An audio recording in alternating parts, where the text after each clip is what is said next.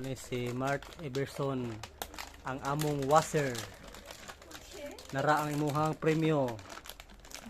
Oh, nana kay Joy. Huwag na po kay para kuskos sa dukot. Yung premyo. Dawata ang para kuskos sa dukot. O dawata ang ispans. Samay mo ikasulti. Ha? Sabi kasulti ni mo ka. Nga na kay bagong gamit sa panghugas. Sabi kasulti ba? Tawa niya. Sige, kasulti ni mo? Thank you pa. Thank you.